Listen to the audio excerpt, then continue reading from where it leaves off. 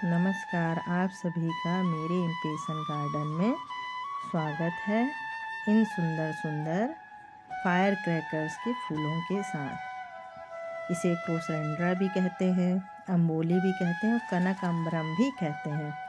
कहने को तो ये समर का प्लांट है, बट हमारे यहाँ ये पूरे साल भर फ्लावरिंग करता रहता है। इस प्रकार 2-3 फ्लावर के बंच इसमें हमेशा ही रहते हैं और गर्मियों में तो इसका पीक सीजन रहता है, तब तो इसकी बहार देखते ही बनती है। पूरा पेड़ ऑरेंज दिखाई देता है इसका। और इसका जो पेड़ है 2-2.5 फुट तक लंबा हो जाता है। अगर आप इसको कट करते जाते हैं तो इसकी ब्रांचेस ज़्यादा बढ़ जाती हैं, लंबाई कम हो जाती है। और ये बहुत ही हार्डी लो मेंटेनेंस प्लांट है, फ्लावरिंग प्लांट है। इसे आप किसी भी सीज़न में किसी भी समय आप लगा सकते। जब भी आपको बीज या प्लांट मिल जाए आप तब भी लगा दीजिए, हर मौसम में ये लग जाएगा।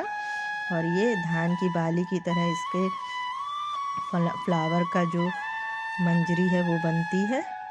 पहले ऊपर वाले फ्लावर आते हैं, धीरे धीरे नीचे के फ्लावर आते हैं और इस तरीके से ये फ्लावर का जो बंच है वो काफ़ी दिनों तक चलता है, कई दिनों तक 1 वीक तक तो ईज़िली रहता है, ज़्यादा ही रहता है।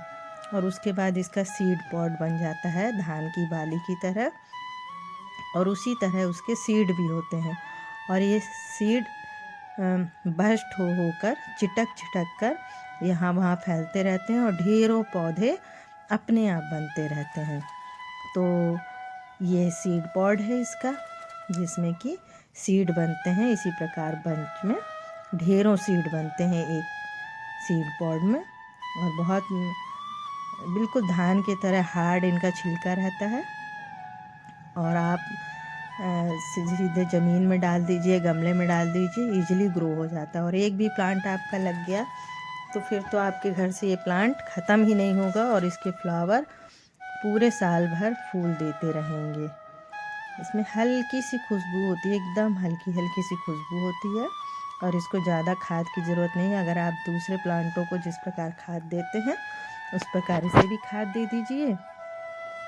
और दाल चावल धोने का जो पानी होता है वो ज़रूर देना चाहिए। हमारे घर में जो भी प्लांट हैं, हम दाल चावल धोते हैं तो उस पानी को बचा कर रखना चाहिए। दूसरे जो प्लांट हैं या तुलसी जी उनको डाल देते हैं तो उनमें बहुत ही अच्छी फ्लावरिंग आती है। इसमें भी अगर आप डालते हैं तो बहुत अच्छी फ्लावरिंग होती है। तो ये प्लांट मुझे मेरी साउथ इंडियन नेबर ने दिया था। जनरली हमारे यहाँ ये जल्दी दिखाई नहीं देता, नर्सरी में भी नहीं दिखता है। ये साउथ इंडियन भाभी के यहाँ, वो अपने यहाँ केरल वगैरह कहाँ से लेकर आई थी, तो उन्होंने ये प्लांट दिए थे, कई प्लांट दिए थे। तब से ये चल रहे हैं। हम कुछ नहीं करते हैं, जैसे दूसरे प्लांटों की केयर होती वैसे इनको भी खाद पानी मिलता रहता है और ये अपने से यहाँ वहाँ उगते रहते हैं और फूलते रहते हैं। और बहुत ही सुंदर फ्लावरिंग होती है गर्मियों में। और इसको तो बहुत ज़्यादा केयर की ज़रूरत नहीं है। आप गर्मियों में भी एक बार भी अगर वाटरिंग कर देते हैं तो इसके लिए पर्याप्त है। और इसकी पत्तियां तो साल भर ही हमारे बगीचों को हरा भरा रखती हैं, क्योंकि एक साथ तो इसकी पत्तियां गिरती नहीं हैं सारी।